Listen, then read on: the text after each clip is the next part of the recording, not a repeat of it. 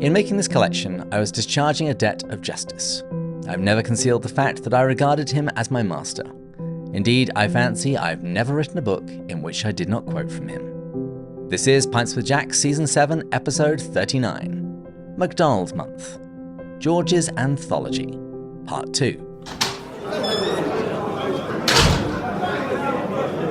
Welcome everyone. Here on Pints with Jack, we are reading our way through the works of C.S. Lewis, and today we wrap up MacDonald Month with our second episode on George MacDonald, the anthology of MacDonald quotations assembled by C.S. Lewis.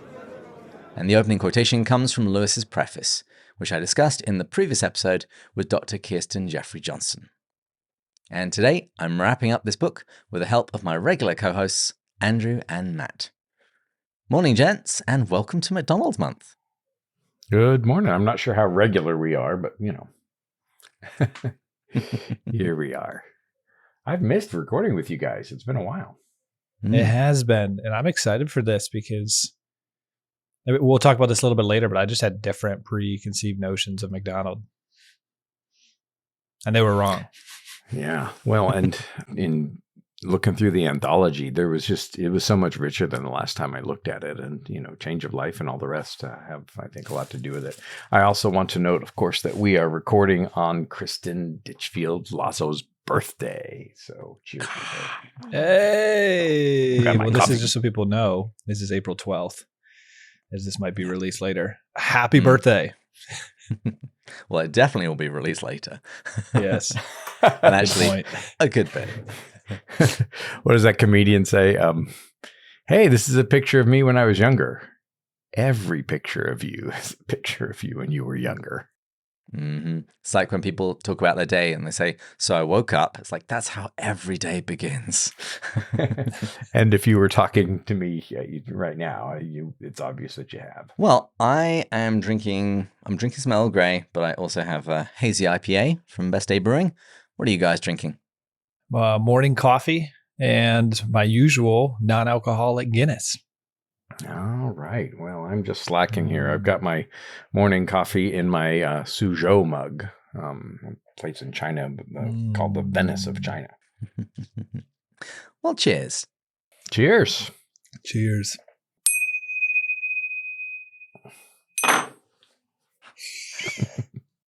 So let's just give some context to MacDonald Month and you guys.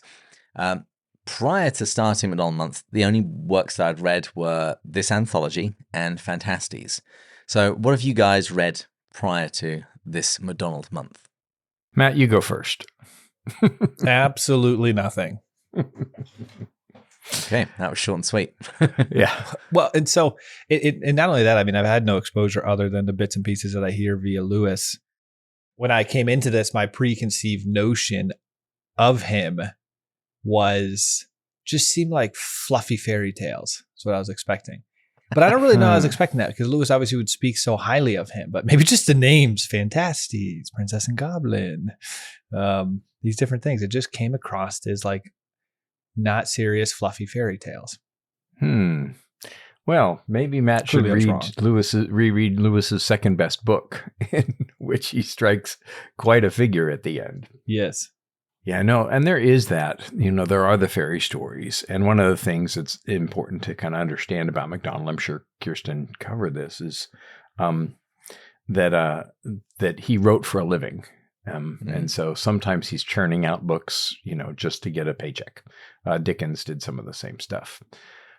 So I realized, as I was typing up my list of what I've read, that this just proves a point that I often make, that I think that Lewis is a door and a doorway. Like Lewis and his work, his life and work are worthy of study, you know, looking at the door. But he also opens the door to so many other authors. I never would have gotten to Williams or Tolkien or Sayers or, you know, so many others without Lewis. And certainly this is true of MacDonald. Fantastes, Princess and the Goblin, Princess and Curdie, Day Boy and Night Girl, The Golden Key, At the Back of the North Wind, Gifts of the Child Christ, Diary of an Old Soul. What a wonderful book. It's a sonnet, a devotional sonnet for every day of the year. The Light Princess and Other Fairy Tales. And so, yeah, I realized that there's a ton of MacDonald that I read. And all of that is because Lewis kind of opened the door to that. And Matt, if you needed any more encouragement, Word on Fire have also brought out some of his, what did you call them? Fluffy, non-serious fairy tales? It's called The Golden Key. It's wonderful. And if you don't want the Word on Fire version, you can get the version illustrated by Maurice Sendak of Where the Wild Things Are. Needless to say, podcast listeners, Andrew is currently flexing. Oh, there's going to be some flexing in this episode. Well, obviously, you guys weren't with me when I interviewed Dr. Jeffrey Johnson, where we walked through the preface. And you guys actually haven't heard the interview yet, but I wondered whether you had anything in particular that you wanted to say about it, anything that in particular jumped out to you. I mean, Matt, you said that this was your favorite bit. I mean, I would say, yeah, there was a lot. I ended up taking a lot of notes through this. The preface had a blend of his praise for him, and I thought it was really beautiful. I mean, he heaped a ton on this individual's impact, and honestly, his way to channel just the spirit of Christ. I think he used those words at one point. But then there was also just wonderful quotes in there about this man himself. So one thing that really stuck out to me was he gave him this description of poverty and wealth. And really, he seemed to have this spirit of just willing to surrender and to surrender to Christ. And so I guess there's a situation, if I recall this correctly, where he became a deacon or something, and they wanted to kind of push him out a little bit or didn't like him. So they cut his pay a bit, and he just kind of... He was the pastor. The deacons lowered his salary to basically get him to leave. There we go. I figured you would be able to help fill in the gap for me. Didn't need to double check that beforehand. And so he has this, and he just kind of surrenders to it. And now eventually he did end up leaving out of his own fruition. And it sounds like that was actually God's will, because he left into a role that ended up becoming so instrumental later in life. But I really like that. Lewis had described that he actually had this unique disposition where he enjoyed the finer things of life, but he clearly wasn't a stoic. He wasn't surrendering to poverty out of stoicism, which is almost like pretending goods or even money is an evil. He recognized that sometimes it can be really fun, but he wasn't attached to it, I think, is the clear disposition there. So that stuck out to me. It sounded like he had an incredible fatherly figure in his life, which was so beautiful. He'd said, this was a quote from the preface, "It is against this backdrop of reiterated failure and incessant peril that some of the following extracts can be most profitably read." So just keep in mind as we read, this man had a lot of, according to this, failure, incessant peril. And yet what you read is not a man that's letting the failure impact his disposition at all. Which is interesting given Lewis and his own father. They were both always very much afraid that they'd be sent to the poorhouse. Yes. Yeah. And another thing too, I'll say, here's a quote that I really like, so I'll just read this full.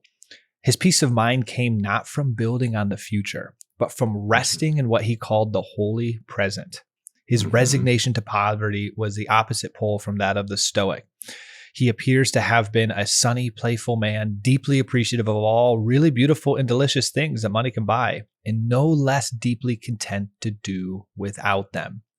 So I really love that. And then another section I talked about was his obedience. Lewis is big on obedience. We learned this from the Screw Tape Letters. We've seen this in so many of Lewis's books. And I guess MacDonald's was very similar. He was like, this is Lewis talking. "And in MacDonald, it is always the voice of conscience that speaks. He addresses the will, the demand for obedience, for something to be neither more or less nor other than done is incessant. Yet in that very voice of conscience, every other faculty somehow speaks as well. Intellect and imagination and humor and fancy and all the affections. And no man in modern times was perhaps more aware of the distinction between law and gospel, the inevitable failure of mere morality. The divine sonship is the key conception which unites all the different elements of his thought. I dare not to say he is never in error, but to speak plainly, I know hardly any other writer who seemed to be closer or more continuously closer to the Spirit of Christ himself." That is just heaping praise. Yeah, no, absolutely. There's right before that, this he notes a note from from MacDonald's son His son reports that he never, as a boy or man, asked his father for anything without getting what he asked. And so it's almost like MacDonald was the father figure that Lewis wished that he had, because Lewis seems to have been frustrated by his father a great deal. Now, his father was very generous with Lewis, and if his father hadn't stood him to one last year at Oxford, he may never have found a position. And so his father was generous, but oftentimes he would ask, he and Warnie would ask his father for things, even as to what kind of lunch they wanted to have. And his father really insisted on having his own way. MacDonald seems to be the opposite with his children and to represent the generous father heart of God. And so it's small wonder, I think, that MacDonald baptizes Lewis's imagination. Now, he first reads Fantastes, and there aren't really good father figures there, but eventually he comes to these great parental relationships, and you find them all over the place. You find them in the Princess books and in many other spots, and it seems like that appealed to what Lewis needed most. Well, real quick, too, speaking to your father thing, and then I'll pass it back to you. Lewis wrote, "He who seeks the Father more than anything he can give is likely to have what he asks, for he is not likely to ask amiss." I like that. Yeah. The other thing that stuck out to me again in rereading this preface is how bad a writer Lewis thought MacDonald. Yes, I was going to say the same thing. I'm just going to say we did talk about this, and I'm going to temper this a little bit. You've got to be very careful to follow what he actually says. Yes, he doesn't say that he's always a bad writer. He's just probably not in the top tier, maybe not in the second tier. But if you're up against Shakespeare and Jane Austen and Milton, that's okay, because he also he describes the kind of writing that MacDonald does better than anyone. Right. And also, I mean, I'm not trying to trash MacDonald. It's one of the things that I love the most about Lewis, and the thing that I think, even reading this years and years ago, decades ago, really kind of opened my eyes to the way that Lewis thinks. Lewis is able to distinguish that though MacDonald may be, he says, if we define literature as an art whose medium is words, then certainly MacDonald has no place in its first rank, perhaps not even in its second. So as a literary quality, he's not in the first or second rank. But in terms of so many other things, as a myth maker, someone offering spiritual wisdom, he has no parallel. And for Lewis to say, not MacDonald is good or bad, but to say he's not great as a writer, but he's really good in these other areas, is that categorical thing that Lewis always does that helps me to think not binarily, instead of good, like good or bad, but good, better, best, bad, worse, worst, and to say, although this was dull, this was really great, and to really be, I think, a lot more open to appreciating several different kinds of goodness when reading a book. And that's not what we do in our modern society. That's not what Twitter does or anything. There is no nuance, and Lewis's critical thinking is full of really important nuance. And so when I say that Lewis taught me how to read and taught me how to think, this is one of those examples. Well, and David, speaking to what you said here, I just wanted to throw this in here. There are indeed passages where the wisdom and the holiness that are in him triumphs over and even burn away the baser elements in his style. I mean, it is interesting how and I think, correct me if I'm wrong, guys, didn't he, he had kind of said, all right, he might not be fantastic in the poetry category or a couple of these other ones, but didn't he say he was like a genius in the fantasy category? Yeah. And the making of myth. Mythopoetic. Yeah. That's what it was. Yeah. And that's one of the other things in the introduction that I think is super helpful. If you've read Experiment in Criticism, chapter 6, I believe, on myth, Lewis talks about myth not being a literary genre. Like, I don't pick up and read a myth. Myth is a quality in different literary genres. So I could read a poem about the sword and the stone.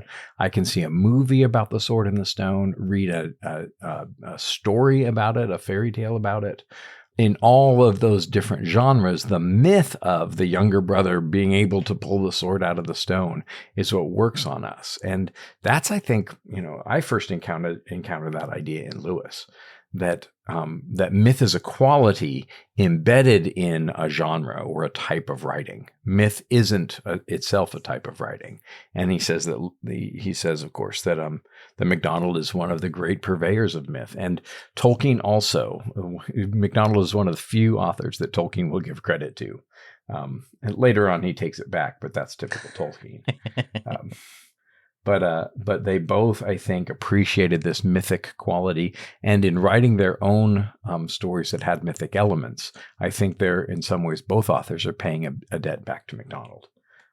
Well, as you guys read or reread MacDonald's anthology, we'll get into details, but did anything in particular jump out at either of you? You mean from the quotations or just in general? Mm-hmm. Yeah, well, just anything beyond the preface, anything in particular that you noticed that you wanted to talk about. We'll share some of our favorite quotations in a little bit, but I'm just talking more generally. Yeah, I would say a number of comments. So I alluded to some of them a little bit in the preface, but I'll kind of tease them out here a little bit. So first of all, a ton of Lewis is in here. I don't think I really realized that. Second, I would say the one that I kept coming back to most was The Great Divorce. I was like, oh, this is a very great Divorcean. I thought obedience was really big throughout his stuff. I thought action without feeling, which is obviously very related to obedience, which maybe is the thing that surprised me the most. If we go back to what I was saying in the beginning, you just hear this individual that's fantasy and mythopoetic thingy, and yet he's like all about action and not feeling, and so it was just so unique. I think that kind of stuck out to me. So those were some high level thoughts. I agree with you, Matt. I was so hoping that you were going to follow mythopoetic with something besides thingy. I was so ready to praise you. Andrew, I can't I can't give you too much here. Yeah, it's too early. No. Much like MacDonald, you can separate out the two things. The core of what Matt was communicating was excellent. Yes, the frame of it was a bit. Wait, David, thank you for this. We now have two things. I am like Tolkien and making up my language, and I am like MacDonald mixing up great truth within bad language. Okay, and where are you with MacDonald about thinking too highly of oneself? Oh, I'm right there. I am right there.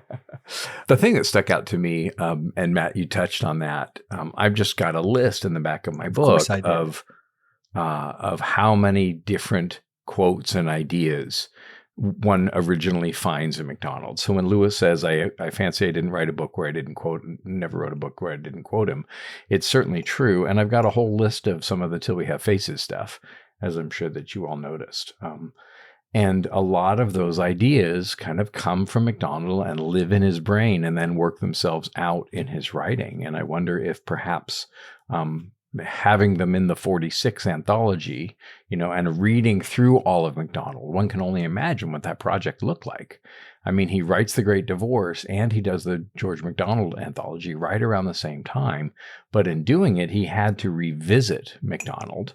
And in revisiting him, I think a lot of that stuff bubbles to the surface.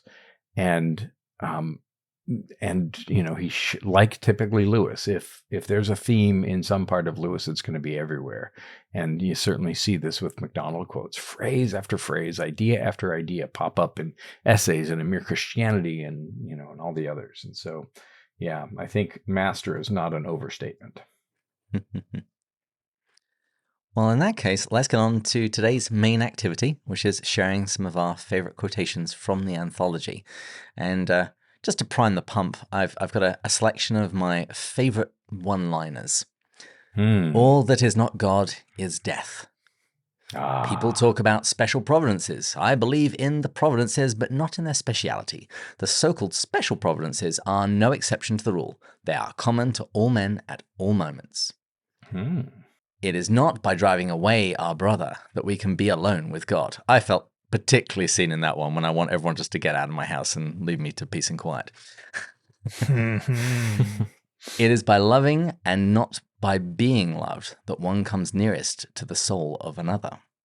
There is one kind of religion in which the more devoted a man is, the fewer proselytes he makes. The worship of himself. Talk about being seen. But how can God bring this about in me? Let him do it, and perhaps you'll know. And this was probably one of my favorites. Because we easily imagine ourselves in want, we imagine God ready to forsake us. And that comes from the wonderfully titled The Cause of Spiritual Stupidity. I would have loved to ask him the question that, going back to 2 quotes ago, like, just let him do it. What does that look like? Because I love that quote. It's beautiful. There's a lot of wisdom to it, but it also doesn't quite. I'm not sure how helpful it is. It's like, well, what does this mean? Yeah. Get out of my way. Well, Lewis says something very similar. He says, is it easy to, I can't remember if it's love or obey God. It's easy to love God. Love God, okay. Is it easy to love God? And it says it's easy for those who do it.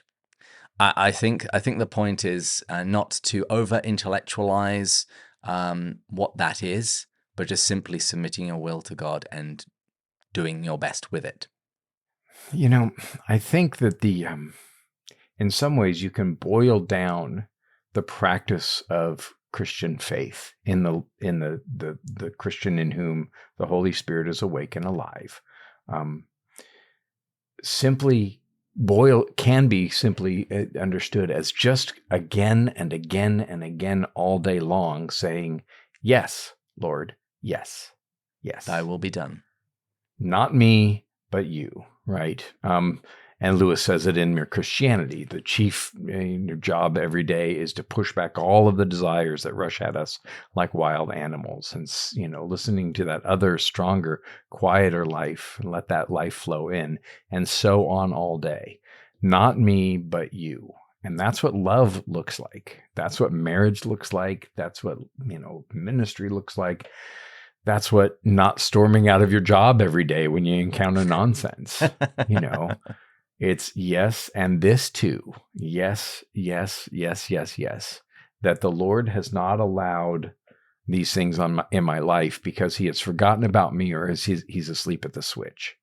But he's allowed these difficult things to come into my life, and he plans to make good out of them. And my overwhelming tendency is to go, no, Lord, you got it wrong. This can't be right. And the overwhelming challenge of the Christian is to say to everything in my life, yes, this too is also from you. And MacDonald, I think, gets to that. And by obeying, one learns how to obey. That's what he says in all of these. Yes, that was another one of mine too. Of course, there's loads from Till We Have Faces. You will be dead so long as you refuse to die. Right? Mm-hmm. Die before you die. There is. Right? Unless a man has love, it is well he should have fear. So long as there are wild beasts about, it is better to be afraid than secure. Long did I hate you, long did I fear you. And hatred turns into fear, and fear becomes a pathway to revelation. I've got a handful underlined as relating to Till We Have Faces. And the whole idea of having, right, and avarice and the desire of, the desire for things. It is only when we can be with what we really possess, that is what is of our kind, from God to the lowest animal partaking of humanity. This idea of having, and you see it in Pam, I want Michael, in the great divorce. Mine, echoed into the meaning of the word. Yes. But don't you gods know what mine means?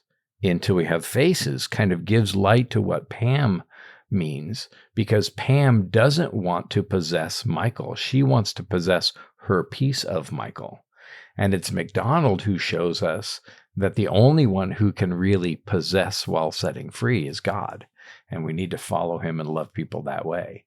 To have and to hold, but also to let go. To have and to hold are part of the marriage vows, but to let go and let them be who they are, not who I want them to be, is the daily challenge of marriage. So, Matt, what were some of yours? I had a lot, and I kind of categorized them. I essentially ended up going with a lot of ones that just reminded me of Lewis. Mm-hmm. So feelings, A man does not live by his feelings any more than by bread. Very simple. The Great And Divorce. just related to that, one thing that yeah. you notice going through the anthology, there are certainly a few biblical images that MacDonald seems to go to again and again and again, like the secret white stone in the book of Revelation, the temptation of Christ in the desert, the wedding feast at Cana. These are ones he just seems to he keeps on going back to that well. Mm-hmm. So here's another one. This one is pretty much the Great Divorce chapter. It may be infinitely less evil to murder a man than to refuse to forgive him. The former may be the act of a moment of passion. The latter is the heart's choice. It is a spiritual murder, the worst, to hate, to brood over the feeling that excludes, that in a microcosm kills the image, that idea of the hated. There's actually, there's a lot there. There's the Lewis chapter on the guy that meets the person that kills his son in The Great Divorce. But then there's also that idea of a little bit sins of the flesh versus sins of passion sins versus sins of the spirit. It's not quite the same dichotomy here, but that hatred is kind of a sin of the spirit. Yeah. And so there's a little bit of that in there as well. And hatred, as Lewis talks about it again in Mere Christianity, or actually he talks about it in Mere Christianity before he talks about this. Before he writes MacDonald, that hatred is that kind of cherishing in my heart the darkness and wishing the darkness was a little darker in the ones that we have. These kinds of seeds of hatred, where I relish the person that I don't like when they do. I relish the stupid or foolish deeds or the shortcomings of the people that I don't like, almost proportionally to the way that I forgive the sins of my friends. And both of those are tremendous acts of injustice. And I've heard somebody call it desecrations of the image of God in them. And so, yeah, this kind of turning away from that, stems from some of what MacDonald did and shows up in Lewis everywhere. Well, and then there's one that I thought reminded me of the Screw Tape Letters. If you remember, this is in the Screw Tape Letters, doesn't he say something along the lines of, there's nothing more dangerous than the person looking around him, sees nothing, no God, no sign of that, but holds on to him. This one, to be honest, Lewis practically just stole the quote. The highest condition of the human will is in sight, not seeing God, not seeming to itself to grasp him at all. It yet hold him fast. The line is, our cause is never more in danger than when a human, no longer desiring but still intending to do our enemy's will, looks round upon a universe where every trace of him seems to have vanished, and he asks why he's been forsaken and still obeys. This is marvelous. This is the experience of reading this anthology reminds me of, I guess in my 20s, I did a deep dive into the Beatles. And what I found was once I understood and listened, I don't know that I understood it, but once I really carefully listened to every single song by all the Beatles and all the Beatles albums, it's like, oh crap. So-and-so is quoting the Beatles here, and so-and-so is quoting the Beatles there, and how the Beatles are the DNA of pop music. They are the kind of founding encyclopedia, and every pop and rock artist, for the next several decades, kind of read the Bible of the Beatles. And in a similar way, you can see that MacDonald is so much a part of Lewis's DNA. I don't know that he was trying to remember the quote and quote it. I think that for a lot of these, the ideas just crawl up inside of him. And, and he holds them inside of himself. But also we know he had this tremendous memory. So I think when he's writing, he's not consciously saying, let me throw in a MacDonald quote. But the MacDonald so becomes part of his DNA as a Christian, as a writer, and all the rest, that it shows up inside, it lives inside of him and just can't help but show up everywhere.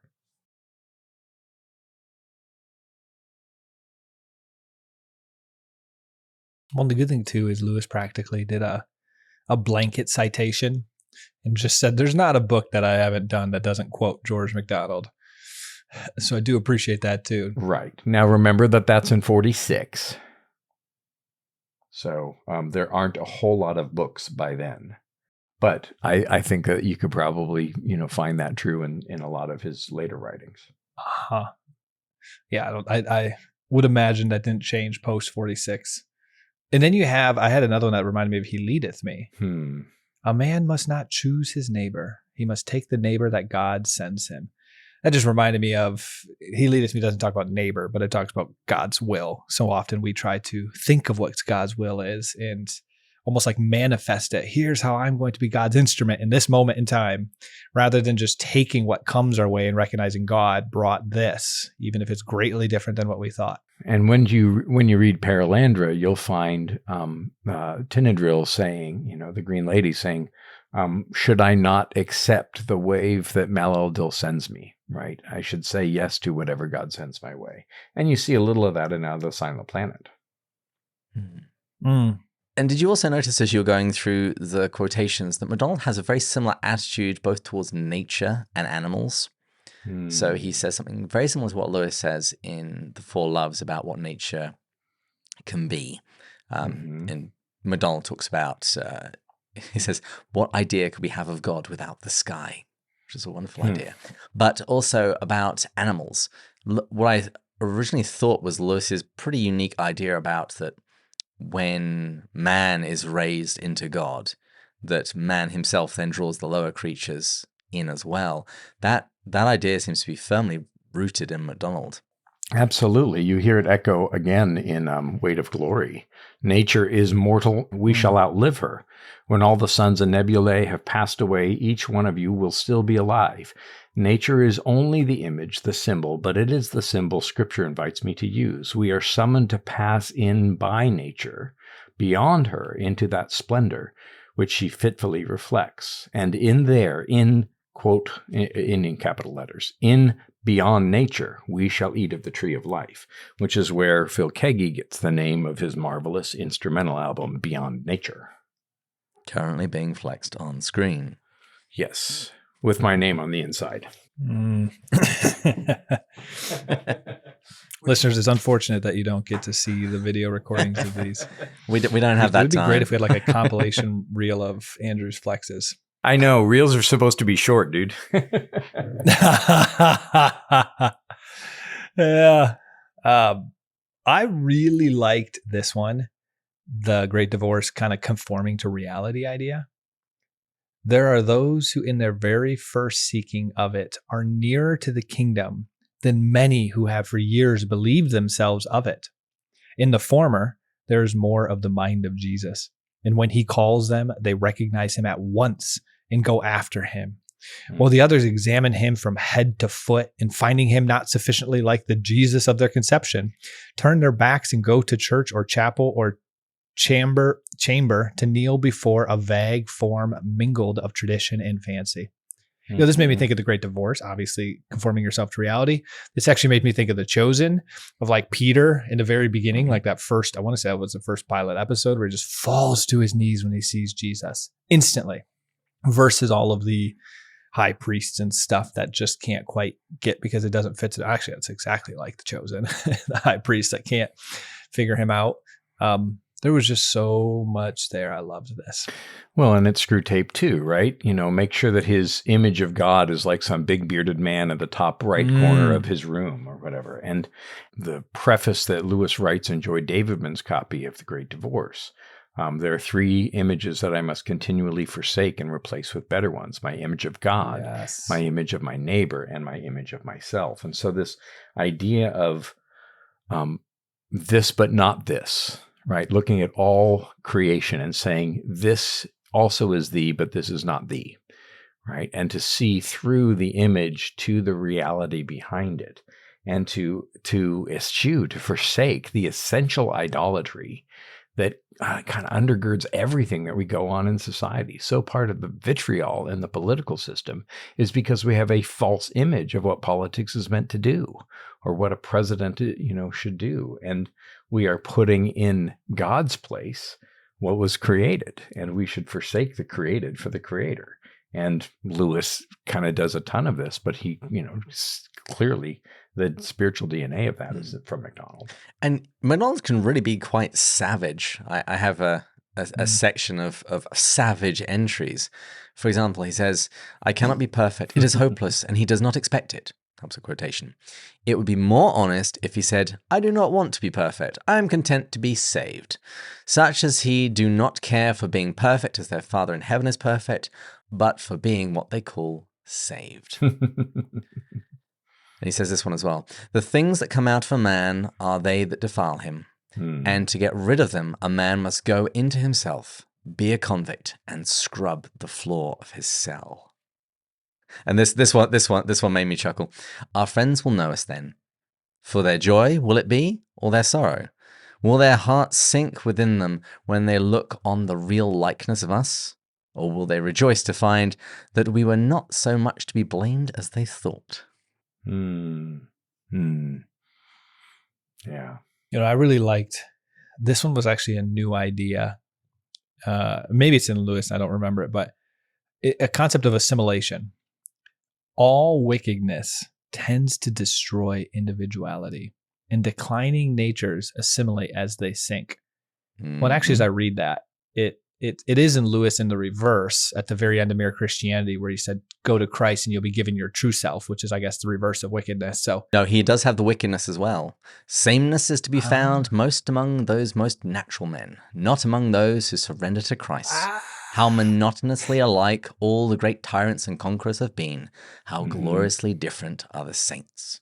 Yeah. There's another one plucked from George MacDonald. Yeah. I remember, like, David, when we were recording, this must have been a long time ago, when I also, we were reading actually, this was when we were reading Chesterton. I'm like, man, Lewis got a lot from Chesterton. And I'm like, oh man, Lewis got a lot from MacDonald. Lewis was really great at transposing, popularizing, synthesizing, communicating. Maybe that's what that one author, BB, transposing so well. I remember when I was reading Chesterton, I'm literally like, oh wow, this is I thought this was Lewis's idea.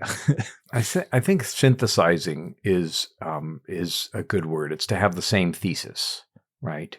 Yes. But the thing about Lewis that's so maddening for the average learner is that he's not only doing this deeply with MacDonald and deeply with Chesterton, he's doing it with Virgil, and he's doing it with Homer, Bible. Yes. And he's doing it with Jane Austen, and he's doing it with Shakespeare and Milton. And I mean, he's just, and the Bible. What about Jesus? Oh my God. I mean, he's doing it everywhere with everything. And, and he remembers what he's read. And so he continues to read voraciously, and that stuff just adds up into his head. I mean, that's part of the miraculous of Lewis. And I think that doing the deep dive into MacDonald is very instructive for what happens with just about everything Lewis read. One of the great things one can do if you're looking for something to read, at the Wade Center site, and maybe we can put a link, they've got a public document. I think it's a PDF document or something, maybe an Excel spreadsheet of all of the Lewis author copies that the Wade Center has. They have like 2,500 volumes of Lewis's books, and you can see which ones he's signed and which ones he's annotated. But you can also, in looking at it, you can just look at what Lewis had in his library and, what he had read. And so if you're at a loss and wonder what Lewis read, a perusal of that list will give you plenty of material to put on your bedstand for years to come. Mm-hmm. So piggybacking off of the assimilation one, here's our slow fade, as we all love, of Lewis's concept. A man may sink by such slow degrees that long after he is a devil, he may go on being a good churchman or a good dissenter in thinking himself a good Christian. And that comes from the Screwtape Letters. Indeed, the safest road to hell is the gradual one, the gentle slopes, soft underfoot, without sudden turnings, without milestones, without signposts. One more piggybacking off that before finishing my section of with love. The one principle of hell is, I am my own. Mm-hmm. What's the Lewis quotation that's associated with that? My will be done. Yeah, the great divorce. There are only two kinds of people in the end. Those who say to God, thy will be done, and those to whom God says in the end, thy will be done. Boom. I'm impressed. David's face right now was in shock when I got it right. It's also the juxtaposed chapters in Mere Christianity. That the great sin is pride, and then the next chapter is love, right? And my opposition of, or definition of, pride is the opposite of love, and love is the opposite of pride. And yeah, not me, but you. And it's the struggle that every single person in the Great Divorce does. And then Lewis brings that gloriously to fruition in Till We Have Faces as somebody who says, I am at the very beginning, but realizes at the end of that book that she is no answer. It's the forsaking of self and the preferring of Christ to self that's the great challenge throughout in the spiritual world. Well, speaking of love, such is the mercy of God that he will hold his children in the consuming fire of his distance until they pay the uttermost farthing, until they drop the purse of selfishness with all the dross that is in it, and rush home to the Father and the Son and the many brethren, rush inside the center of the life-giving fire whose outer circles burn. It's like, I love that because he's at one time talking about the mercy of God, but the mercy of God is allowing us to experience the pain of his distance. So we come rushing back to him when we're turned away from him. It's like the parent that allows their child to make the mistakes and fail in life because they realize and experience consequences because they realize that's the only way they're going to come back to the right way. But that's also the end of Four Loves. You know, if I haven't said enough about how to practice the presence of God, at least it helps people to see how to practice the absence of God, to become increasingly aware of our own unawareness. It is not enough. It is something. And yeah, I mean, you see that embedded right there. That's from the Four Loves, which of course is the prose version of.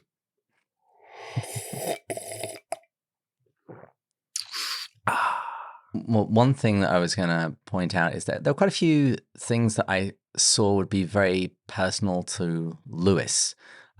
There's a wonderful extract on dipsomania, so alcoholism. And I can't help but think that Lewis was thinking of his brother when he read this. It is a human soul still, and wretched in the midst of all that whiskey can do for it. From the pit of hell it cries out. So long as there is that which can sin, it is man. And the prayer of the misery carries its own justification, when the sober petitions of the self-righteous and the unkind are rejected. He who forgives not is not forgiven, and the prayer of the Pharisee is as the weary beating of the surf of hell. This is the kicker. While the cry of a soul out of its fire sets the heartstrings of love trembling. And there was also this line, which made me think of the first half of Surprised by Joy. Complaint against God is far nearer to God than indifference about him. Lewis didn't believe that God existed and was very angry that God didn't exist. That made you think of Surprised by Joy? We're going to say Orwell. And who's the embodiment of that? Complaint against God is far nearer to God. Wait, read the quote again. Read the quote again. And, you know, being therefore free from fear, I will write what no other man can write. I will write my complaint against the gods, right? And so, but that complaining against the gods is her first step, right? And she is one step further, I think, than most of the characters in The Great Divorce. And Pam complains against God, but she's really just complaining that she's not getting her own way, you know. So, yeah. Well, honestly, they all are. I have a 18-page document of all of my favorite quotations that I pulled out. I'm just going to just mention a few of them rather than quote them. There's a wonderful one about goodness where he speaks about Jesus just. When we praise a saint for his goodness, he actually sees his own sin. But since there was none of that in Jesus, all he does is then look to the goodness of the Father. There's a wonderful one where he talks about the wedding at Cana and when Mary petitions him. He says, at the prayer of his mother, when Mary asks him to do something, he is willing to incorporate her will into his will, and he's using that as a departure point for how God can cooperate with our free will. And Lewis echoes something when he talks about prayer, about God incorporating our petitions into his will. There is a very touching quotation about doubt. He says to deny the existence of God may involve less unbelief than the smallest yielding of doubt of his goodness. And then he says, Doubt must precede every deeper assurance, for uncertainties are what we first see when we look into the region hitherto unknown, unexplored, unannexed. He says, doubts are the messengers of the living one to the honest. Mm-hmm. And we spoke about doubt in an earlier episode of this MacDonald month, and it's really good for those who are struggling with their faith, that MacDonald sees doubt as something that's good and can be very, very fruitful. Yeah, I've always said that yelling at God is so much better than not talking to him at all. Right? And That's he can good. take our anger against him, and he can take our moments of doubt. One of the small keys, I think, to a successful Christian life, not in the Joel Osteen sense of that, but one of the small keys is to feel all of the feelings and all of the unorthodox, unchristian things and keep telling God about them. God, I don't believe in you right now. God, I'm really mad at you. God, I can't see why you would have allowed this to happen. But keep telling him about that. Because in addressing him, we are connecting that visceral, essential relationship, even if what's coming out of our mouths doesn't sound very pretty and sound very churchy and sound very devotional. In some ways, I think that the prayer of anger and the prayer of dissatisfaction with God, when made to God, is in some ways more beautiful than the best composed prayer that has some dispassion to it. And so it's okay to shout at God. Just keep shouting at him and including him in the conversation. And I think that that's a great step on the good road. And to be fair, a lot of the Psalms don't sound very churchy either. No, they don't. One of the things that really stuck out to me on this rereading is how much good spiritual wisdom MacDonald has. And so I'll just read one. This is 330 on prudence. Had he had more of the wisdom of the serpent, he would perhaps have known that to try too hard to make people good is one way to make them worse, that the only way to make them good is to be good, remembering well the beam and the mote, right? The beam of light and the mote, and there's meditation in a tool shed, that the time for speaking comes rarely, the time for being never departs. And so now as a minister, to read from a minister, things from his sermons, the spiritual wisdom is really helpful. One more. Prayer. Oh God, I cried, and that was all. But what are the prayers of the whole universe more than expansion of that one cry? It is not what God can give us, but God that we want. Right? And so when Orwell realizes that what she wants is not Psyche, but God, if Pam ever realizes that she didn't want Michael, she wanted God's image in Michael, maybe she would get on the bus again and come back and find what she really wanted. So just so much real depths of spiritual wisdom there that I find so applicable to me every day. Well, I thought we would wrap up with me taking you guys to my Copycat Jack document, which I wrote as I was reading through the anthology. Of all of the sections where MacDonald says something that reminds me of Lewis, I've ticked off a load of the ones that we've mentioned already, but I thought we could go through a few more of them and you could see which other ones I found, and you guys guess. I've hidden what my Lewis reference was, so see if you guys can guess what I was thinking of. Number 55, when he says, what father is not pleased with the first tottering attempt of his own little one to walk? What father would be satisfied with anything but the manly step of the full-grown son? Mere Christianity, book 4, chapter 9. Stop cheating, Matt. I think that Matt said it was from Mere Christianity, but I also pulled up the Screw Tape quote out of my brain, Matt. If there is, what's that like? If there, I'll tell you in a couple of decades. If their intention is to walk, he is pleased even with their stumbles. Mm-hmm. Very good. Yeah, very good. Yeah, honestly, there are multiple quotes I could give for each of these, so it's going to be interesting to see what connections each of us make. Well, how about this one? A man is in bondage to whatever he cannot part with that is less than himself, And also this one, there is no heaven with a little hell in it, no plan to retain this or that of the devil in our hearts or our pockets. Out Satan must go, every hair and feather. Oh, yeah. That's Great Divorce. If we insist on keeping hell, we shall not see heaven. If we accept heaven, we shall not be able to retain even the smallest and most intimate souvenirs of hell. Yeah, that's from the preface. Right. And it's also the end of Mere Christianity. Nothing that has that we have not let go of, nothing that has not died will ever be raised from the dead. Mm-hmm. This is basically going to be a two-way game, not a three-way game. David, you understand that? No. I have great hopes.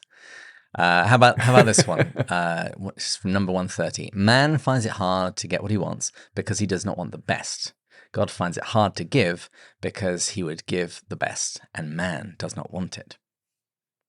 Ooh. Get what he wants. I think that's like a blend of, ironically, I think that's a blend of Lewis and Chesterton, but it made me think of the mud pies. We just don't have these great things. Bingo. Nice. The weight of glory. Wow. Yes. Wow. Got The one. shock and awe. But then I also thought of Chesterton of like, he's not found wanting. He's found not tried or hard and left untried. It's also surprised by joy. One blithely may speak about man's search for God. To me, you may have well have spoken as the mouse's search for the cat, right? Mm. Finally, in Trinity Term 1930, I knelt. What I greatly feared at last came upon me. I knelt and prayed and admitted that God was God. Right? I didn't. That's not what I wanted. All right, how about this one? Number 4. For he regards men not as they are merely, but as they shall be. Not as they shall be merely, but as they are now growing or capable of growing towards that image after which he made them, that they might grow into it. Therefore 1,000 stages, each in itself all but valueless, are of inestimable worth, as the necessary and connected graduations of an infinite progress. A condition which of declension would indicate a devil, may of growth indicate a saint. There's clearly a couple. There's all who are in hell choose it. Right? There's Great Divorce. Mm-hmm. And those who find themselves in hell will find that they have been going there all along. And then there's also Mere Christianity, where he says the loss of a hill or loss and gain of a hill. Is that it? It was close. That was close to what I was thinking of. I was thinking of the heavenly and hellish creatures. Each of us, each moment is progressing to one state or the other. Yes. Oh, that's Weight of Glory, too. Mm-hmm. This is a book that we haven't done on the show. Number 10, it says, but herein is the Bible itself greatly wronged. It nowhere lays claim to be regarded as the word, the way, the truth. The Bible leads us to Jesus, the inexhaustible, the ever-unfolding revelation of God. It is Christ, quote, in whom are hid all the treasures of wisdom and knowledge, not the Bible, save as leading to him. Quite a provocative statement, but Lewis says something very similar. Yep. It's a Mere Christianity. That actually wasn't the one I was going for. I was going for the letter to Mrs. Johnson. He says, it is Christ himself, not the Bible, who is the true word of God. Yeah. The Bible read in the right spirit and with the guidance of good teachers will bring us to him. Oh, very nice. There. Yeah. No, he's paraphrasing there. He talks in Mere Christianity about the revelation of Christ is primary and the Bible is necessarily one step away. But it leads to Christ.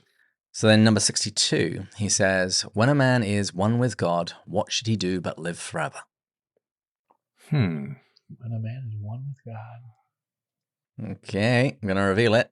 That's a Mere Christianity line. He talks about getting into the water, getting near the fire, and then he says, once a man is separated from God, what can he do but wither and die? Once a man is united to God, how can he not live forever?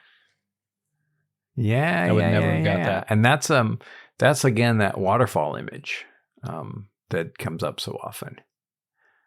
Yeah. Okay, I'll be really impressed if you get this one. Truth is truth, whether from the lips of Jesus or Balaam. That's number 14. All right. We did this one very recently. Was this one in Letters to Giovanni, the Latin letters? We should mark what is said, not who said it. I feel good. Number 26, he talks about miracles in the slow, and Lewis does exactly the same thing in his book, Miracles, when he's talking about changing water into wine. Any other ones here? Maybe a couple more. Oh, yeah. So I've got one more. Well, actually, I have a bunch more. But how about this one to end with? So number 333 is Preacher's Repentance. O Lord, I have been talking to the people. Thoughts' wheels have round me whirled a fiery zone, and the recoil of my words airy ripple. My heart unheedful is puffed up and blown. Therefore I cast myself before thee prone, lay cool hands on my burning brain, and press from my weak heart the swelling emptiness. Yes. What am I thinking that of? That is Apologist Evening Prayer. Yeah, that's the one. So from all my thoughts, even of my thoughts of thee, O thou fair silence, fall and set me free. Lord of the narrow gate and the needle's eye, take from me all my trumpery. Take from me all my trumpery, lest I die. Mm-hmm. But honestly, I could have just kept going. It's just repeated. There's an idea of throwing yourself in, which you find in Pilgrim's Regress about the diving. No, it's not in Pilgrim's Regress until it's in Early Prose Joy. Obviously. He talks about MacDonald speaks about they regard the father of their spirits as their governor, which is also Pilgrim's Regress. It's throughout. So I kind of wanted to end by really driving this one home for people that haven't read MacDonald. This MacDonald month has been really wonderful for me. I had read some of him before, now I've read a lot more, and we really do need to discharge this debt. That Lewis discharged debt with the Anthology for everything that MacDonald had given him, and I think it is incumbent upon every Lewis fan to be more familiar with MacDonald, because Lewis got so much from him. Yes, and Lewis said, I think he said, maybe it was of Kirkpatrick, but I think he said of MacDonald, I fancy that I owed him as much as one man can owe another. Mm. That would be me for Lewis. Yeah. Yeah. No, I'm with you on that. Well, any final thoughts before we wrap up this episode? No, when I told Mary Margaret we were reading this, she had told me she had read a number of MacDonald's works already. I'm like, I knew I loved you. Well, it was the same for Marie actually as well. She had read more MacDonald than I had to begin with. Ooh, this is a good sign. Well, and Kristen just wrote there's an audiobook company called Audio One, and they did Princess and Curdie, I think. And Kristen wrote a commentary that's available for download. So she just wrote on MacDonald. The thing I would suggest is readers or listeners, grab MacDonald, look for him. Probably easier to find than Lewis in your local bookstore, your used bookstore. And fairly easy to find online, decent editions, modern editions at affordable rates, especially the Word on Fire thing. Grab MacDonald and try him out. If it's a novel, read the first chapter. And if you're put off by it or not there yet, just save it on your shelf. You're not old enough to read that yet. It's okay not to continue reading something that doesn't really grab you. Grab Diary of an Old Soul, marvelous poems, one poem for every day of the year. Grab a collection like The Gifts of the Child Christ, a collection of his fairy tales, or The Light Princess and Other Fairy Stories, which has got this wonderful preface. We didn't even touch on it. Wonderful preface about world making, and he talks in very Lewisian and Tolkien ways about creating a little world of one's own. Man may, if he pleases, invent a little world of his own with its own laws, for there is that in him which delights in calling up new forms, which is the nearest perhaps that he can come to creation, right? Tolkien gets his idea of subcreation from there. So grab some MacDonald, read a little bit of it. If it doesn't please you, read something else, but keep him there and have a little wing in your library where you've got some MacDonalds, because he'll find a place in you. When the right time comes for the right book. And do remember that Pints with Jack has provided an audiobook of The Golden Key, free of charge, available on Patreon. Yes. Oh, yeah. My son has just invaded. Alexander. Yay. Hi, Alexander. Hi, Alexander. Hey, buddy. Hi, buddy. I hope I get to see you at the wedding, buddy. Hi. Hi. I'm happy to see you today. Thank you for coming in. Matt, do you have any final thoughts? No, this was lovely. I'll take that. Well, I hear the call for final drinks. So thanks to our sound engineers, Taylor and Sarah. Thanks to our intern, Julia. Thanks to all of our listeners and patron supporters, particularly our top tier supporters, the future Mrs. Bush, Aldo, Alex, James, Matt, Erica, Joelle, Amanda, Thomas, Bud1, Bud2, Shane, K, Paul, Gary, Stephen, Kelly, Chris, John, James, Kate, Peter, David, Angela, and Rowdy. We pray for our listeners every single time we release an episode, and we remember the prayer requests in our Slack channel. If you've enjoyed this episode, please share it on social media and start reading MacDonald. And join us next time When we'll continue going further up. And further in. Cheers! Cheers. Cheers. And happy birthday, Mrs. Lazo.